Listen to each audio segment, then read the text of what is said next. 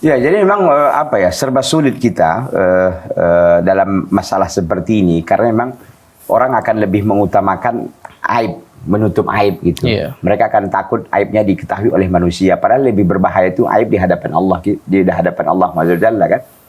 Nah, sebenarnya jujur saja gitu. Jujur saja disampaikan bahwa ketika anak itu hanya lahir ya, anak itu nggak ada salah, yang salah orang tuanya kan yang melakukan perbuatan zina tersebut ya.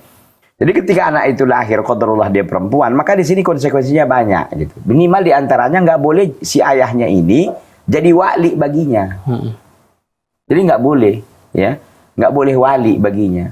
Kemudian selanjutnya juga adalah apa namanya ini, ketika nanti nasabnya, sebenarnya nasabnya juga nggak ke dia, tapi nasabnya ke ibunya. Tapi kan orang akan bertanya kan, akan ketahuan gitu. Dia takut akhirnya mungkin di keluarganya dibuatlah binnya ini gitu kan. Maka saya sampaikan bahwa kalau inilah zina ini maka dampaknya buruk kemana-mana kan jadinya. Jadi kalau akhirnya kita bohong kan, di situ kita bohong jadinya kan.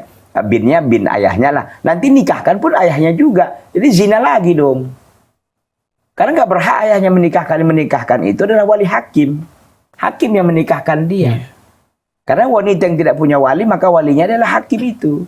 Nah gitu. Kalau kita di sini kuala gitu kan. Nah, oleh karena itu atau P3N, intinya bahwa yang seperti ini tidak boleh.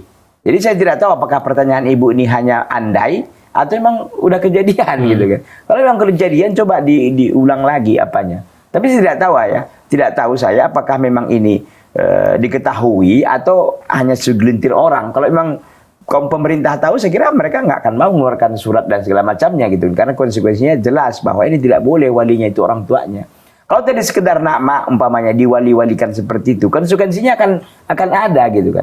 Ini kan walinya saja Ustaz, nggak boleh menasabkan dirinya itu, nggak boleh. Dia nasabnya ke ibunya gitu. Nasibnya ke ibunya, bukan ke ayah biologisnya. Maka itulah dampak buruk daripada zina itu.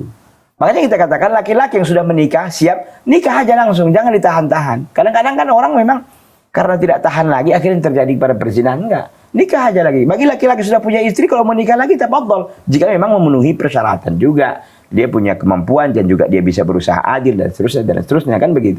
Nah intinya bahwa kalau memang itu sudah terjadi tadi itu, ya jika memang bisa di cancel ulang gitu kan, sehingga yang mau nikahkan wali hakim, gitu kan. Kemudian terkait dengan nasab tadi, sejujurnya saja diletakkan. Tapi kalau memang aib juga apa juga ya terserah, nanti Allah SWT akan memberikan hukuman yang setimpal. Nah, dengan itu Allah SWT